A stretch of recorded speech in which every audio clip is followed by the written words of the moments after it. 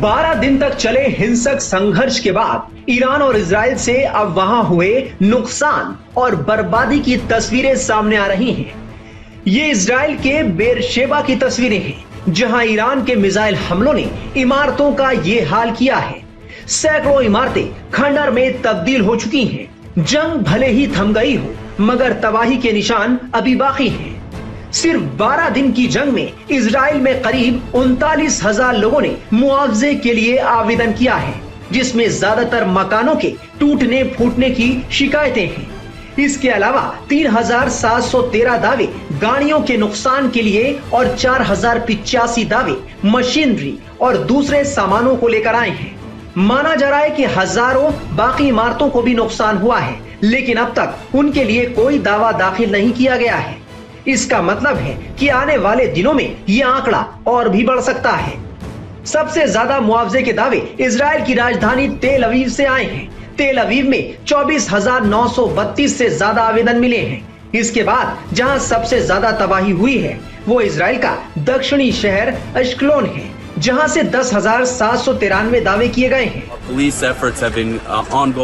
हमारे पुलिस प्रयास सुबह से ही जारी हैं और बम निरोधक दस्ते घटनास्थल पर पहुंच रहे हैं, ताकि क्षेत्र को द्वितीयक विस्फोटों या मिसाइल के बचे हुए किसी भी खतरनाक टुकड़े से मुक्त किया जा सके, ताकि शुरुआती एक एक मंजिल, एक एक कमरा जाकर मलबा और कचरा हटाकर देख सकें कि नीचे कोई फंसा हुआ तो नहीं है। इजराइल के लोगों ने शायद सपने में भी नहीं सोचा होगा कि ईरान के हमलों में यहाँ ये हाल होगा और लोगों को जान बचाने के लिए कई दिनों तक बंकरों में रहना पड़ेगा। ईरानी मिसाइल हमलों से इजराइल के तेल अवीव और हाइफा शहर में भयानक तबाही हुई है।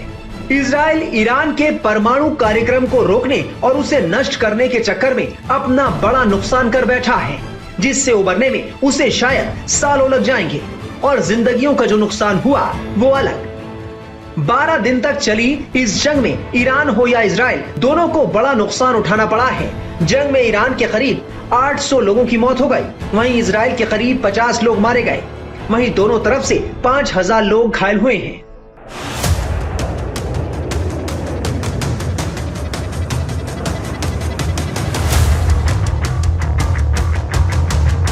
अमेरिकी राष्ट्रपति डोनाल्ड ट्रंप की ओर से ईरान और इजराइल के बीच सीज फायर का दावा किया जा रहा है। ये अलग बात है कि दोनों ओर से अभी भी हमलों की खबर है। हालांकि अब संघर्ष लगभग खत्म होता दिख रहा है। इजराइल कहता है कि उसने ईरान में अपना मकसद हासिल कर लिया है, ईरान का परमाणु कार्यक्रम खत्म कर दिया।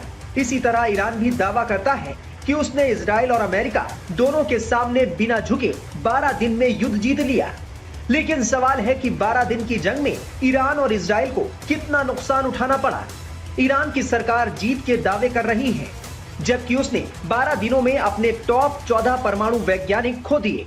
ईरान के 20 से ज्यादा सैन्य कमांडर मारे गए, जिसमें ईरान की सेना के वरिष्ठ कमांडर मेजर जनरल अली शदमानी शामिल हैं। वहीं इजराइल के हमलों में करीब 1,000 ईरानी नागरिक मारे गए, जबकि 2,000 से ज्यादा लोग घायल हैं। पिछले 12 दिनों में इजराइल के लाखों लोगों को बंकर की शरण लेनी पड़ी। ईरान के मिसाइल हमलों में इजराइल में भयंकर तबाही देखने को मिली। ईरान के मिसाइल हमलों में करीब 50 लोग मारे गए, जबकि 1,000 से ज्यादा लोग घायल बताए जा रहे हैं। इजराइल को शायद ये उम्मीद नहीं थी कि ईरान उस पर इस तरह हमले करेगा, जिससे उसके कई शहर तबाह हो जाएंगे।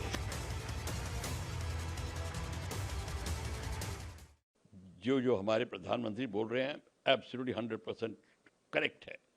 और ये पता चल गया है कि जिस तरीके से हमने हैंडल किया है इस सिचुएशन को, और पाकिस्तान एब्सोल्युटली और अमेरिका, वो तो बाई चांस है कि अमेरिका भी बीच में गिर गया, क्योंकि उसने अपने बेसेस अपना सामान रखा हुआ था। वही स्थिति हुई है जो एग्जैक्टली कटार में हुई, यहाँ पे भी हो चुकी थी कि अमेरिका को पता चल गया कि अब भारत पीछे हटने वाला ही नहीं है, और उसने एकदम से और जिस प्रिसीजन से और जिस प्लानिंग से उसने अटैक किए इतने सारे बेसिस के ऊपर, खारकर नूर खां के ऊपर और खासकर चकलाला और ऑल द प्लेसेस के ऊपर, जो उसने जिस तरीके से अटैक किए हैं और जो नुकसान हुआ है। अब सुनने में आया है कि अमेरिका के अपने भी इंटरेस्ट वहाँ दबे हुए थे उनके ऑर्डिनेंस डिपो के अंदर, अंडरग्राउंड उसमें। तो इसको लेकर अमेरिका ने जो कि ऐलान किया है, हाँ वो अब क्लियर हो गया दुनिया को कि ये भारत को पाकिस्तान ने अप्रोच किया था, अमेरिका ने उसको कहा था कि पाकिस्तान को कि करो, क्योंकि अमेरिका दबा हुआ था। ये देखिए बड़ी अजीब बात हो रही है, इस समय अमेरिका का जो है फेस है वो डाउन होता जा रहा है। अब हर जगह उन लोगों को पता चल गया है अमेरिका वो नहीं है जो बात करता है। हालांकि अमेरिका ने इनिशिएटिव जरूर दिखाया है और ईरान के न्यूक्लियर वेपन बेसिस को जरूर नष्ट किया है, पर बात पॉलिटिकल सिचुएशन उसकी अब वो जो फेस नहीं रह गया जो पहले होता था। को इसका उल्लंघन नहीं करना चाहिए। ईरान के विदेश मंत्री अब्बास अरागची ने पहले ट्वीट कर कहा था कि अब तक कोई समझौता नहीं हुआ, लेकिन बाद में उन्होंने एक बयान जारी करते हुए बताया कि अब सीज़फायर लागू हो गया है। सर, ये दोनों चीज़ें किस ओर संकेत कर रही हैं? क्या ईरान अब घबरा गया है यूएस के इंटरवेंशन? देखिए ऐसा है, ये आप कतई ना सोचे कि ईरान घबरा गया है, बल्कि जो ईरान ने अटैक किया कतार के ऊपर तो अमेरिका हिल गया है कि उसका सारे एसेट्स के ऊपर अटैक हो सकता है। और उसने जब देखा कि अब देखो एक बार जब बिल्डिंग घिर जाती है तो पंजा मारती है, और वही जब ईरान पंजा मारने लगा है तो अमेरिका को पता चल गया कि इराक में, मिडल ईस्ट में और जहाँ पे भी उसके कतार में जहाँ पे भी बेसेस हैं उन पे हमला शुरू हो जाएगा। और हूती और हमास जो अभी संभले बैठे थे वो भी बीच में आ जाएंगे। तो इसलिए अमेरिका ने एकदम से वही ट्वीट किया कि मैं सीज़ फायर करवाना चाहता हूँ।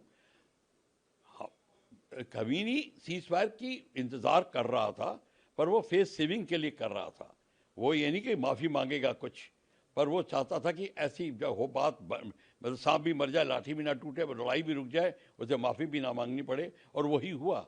अब वही स्थिति आ गई है, अब सीज़ फायर हो गया है। उसने अनाउंस करने के बाद भी हमला करके दिखा दिया, और उसके बाद में अब वो सीज़ फायर कर रहा है।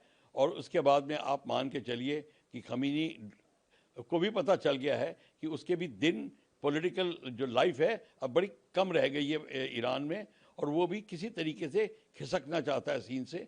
तो वो भी बहाना ढूंढ रहा था, तो उसको भी बहाना मिल गया है। तो ये है असली गेम। ये मत सोचिए कि ईरान डर गया है। हाँ, ईरान का नुकसान ज़्यादा हुआ है, ये मैं मानता हूँ, पर वो डरा नहीं। इजराइल कहने को कह सकता है कि उसने ईरान के परमाणु कार्यक्रम को अमेरिका की मदद से खत्म कर दिया। हालांकि ईरान कह चुका है कि उसके परमाणु ठिकाने सुरक्षित हैं। सच ये भी है कि ईरान के बैलिस्टिक मिसाइल के पूरे जखीरे और कामिनाई की सत्ता को इजराइल खत्म नहीं कर पाया। ये अच्छी बात है। मैं समझता हूँ भारत भी इसको वेलकम करेगा, पूरी दुनिया इसको वेलकम करेगी। ये बहुत अच्छा इजराइल के लिए अच्छा है, ईरान के लिए, लोगों के लिए अच्छा है, मिडिल ईस्ट के लिए, पूरी दुनिया के लिए अच्छा है। इससे पहले कि ये और बढ़ जाता और वर्ल्ड वार 3 हो जाती और उससे बर्बादी और कत्लो गारत दुनिया भर में होता, क्या फायदा। उससे अच्छा है अगर किसी किस्म का सीज फायर कोई एग्रीमेंट रीच हुआ है, तो ये इसको हमें सबको इसका वेलकम करना चाहिए। मैं समझता हूँ भारत के लिए दोनों, ईरान और इजराइल दोनों दोस्त हैं, और भारत तो एकदम इसको वेलकम करेगा। और मैं समझता हूँ यहाँ प्रेसिडेंट ट्रंप का बहुत कंस्ट्रक्टिव रोल रहा है कि इन स्पाइट ऑफ कल रात का हमला जो ईरान ने किया उनके 4 बेसिस पर मिडिल ईस्ट के, उसके बावजूद उन्होंने रिस्पॉन्ड नहीं किया और इन दोनों का एग्रीमेंट करवाया। मैं समझता हूँ इसको दुनिया को वेलकम करना चाहिए, और इसका बढ़ावा देने से स्वाय डेथ और डिस्ट्रक्शन के कुछ हाथ नहीं लगेगा।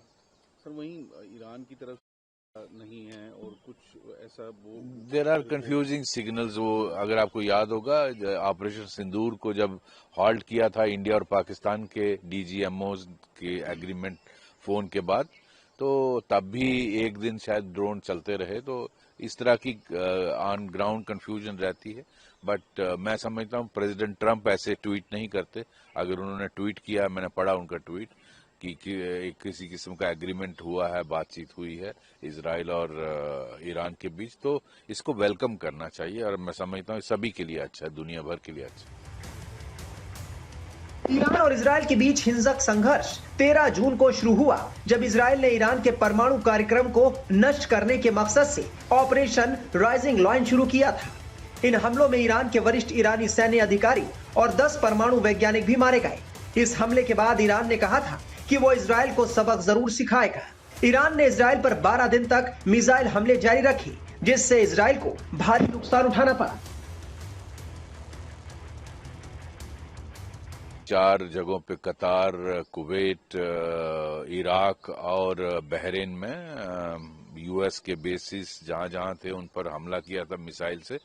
लेकिन ये बहुत सूझबूझ की, समझदारी की बात है कि अमेरिका ने इसको रिस्पॉन्ड नहीं किया और इसको ज्यादा नुकसान भी नहीं हुआ।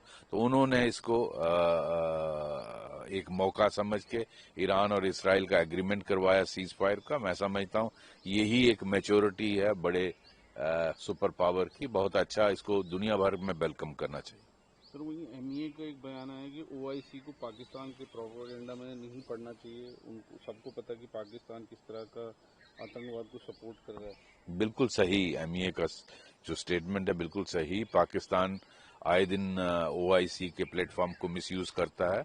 ओआईसी एक मुस्लिम देशों की संगठन है और उस पाकिस्तान को उसको अलाउ नहीं करना चाहिए उनके संगठन को पॉलिटिकल पर्पसेस के लिए यूज करने में, क्योंकि सारी दुनिया जानती है पाकिस्तान टेररिज्म को पनाह देता है, टेररिज्म को बढ़ावा देता है पूरी दुनिया में।